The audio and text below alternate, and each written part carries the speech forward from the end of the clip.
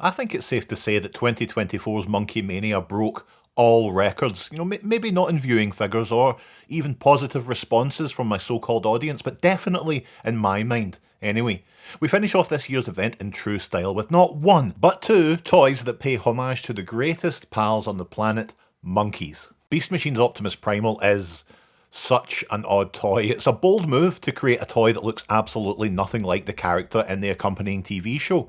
You have to hand it to them. Apparently this is based off concept art, but to the child in the toy store, does that really matter? I mean, all they know is this is wrong. So why then does it feel so right? I adore the proportions in this robot mode. It's exactly what Optimus Primal should be. He's wide as the Clyde, big powerful thighs you could get lost between, a tiny noggin. He's a wee dynamo. I like that. He's not massively posable and his feet are fairly tiny. Combined with the boy being quite top heavy, he struggles to stay upright, especially in these high heels. And that backpack isn't doing him any favours in that area either. But this is definitely one that, despite looking less like Optimus Primal than I do, is a real looker. The black and the golds contrast so well with the translucent blue plastic, and that tiny hint of green poking out. What is that thing, by the way? Well, open his leg up like Alex Murphy, and we've got this. The packaging says that Primal draws energy into his deflector arms and creates Energon shurikens. Alright, it's fairly unconventional as a weapon, but, I welcome that. Beast Machines is a fairly unconventional line and show in itself. I do like the sculpting on it, adding a sense of dynamism as if it's being thrown. And it can be thrown when you place it in Primal's right hand, pull back and whoosh, he kinda throws it.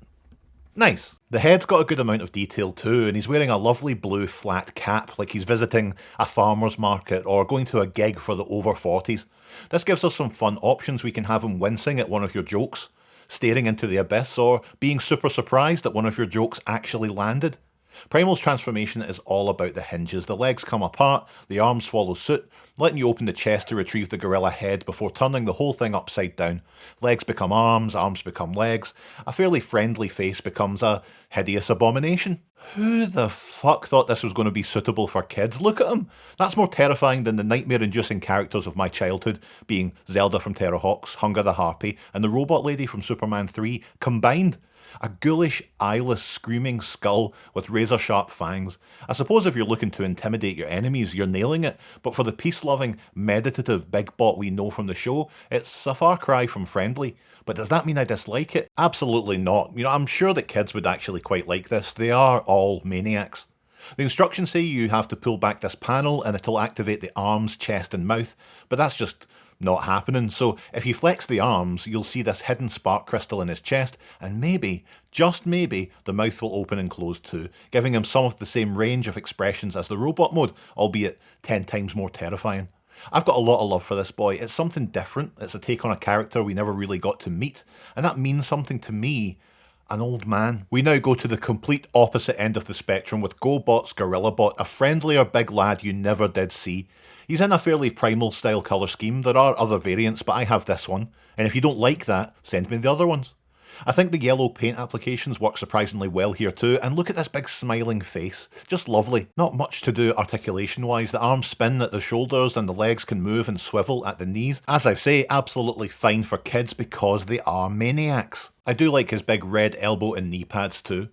Transformation is as easy as just closing the clamshell shoulder patch and then turning the boy upside down before sorting out the limbs. Arms become legs, legs become arms, you know the deal by now. And look how incredibly cute this is. The gorilla mode's fantastic. It's a little bit high-necked and awkward and it can't really do anything, but how can you deny this little face, you monster? There is a lot of satisfaction in switching back and forth. The legs need to be rearranged and that gives you just enough to do. It isn't doing everything for you. Perfect. Good. Fine. With these new additions to the monkey shelf, we close the lid on another garbage can of video content here at TRDQ. Join us next year for more Monkey Mania, if we're still going, that is. But that is up to you. Visit us at patreon.com/TRDQ to support the channel. See exclusive content, get in touch with me and Repugnance Direct, much like patron Zephyrus, whose favourite toy is Encore Fortress Maximus, which I've never owned, but I did review the Brave Max set a while back, and it's a delight, so I imagine Fort Max is going to be just as good a time. Thank you for your support, folks. Bye!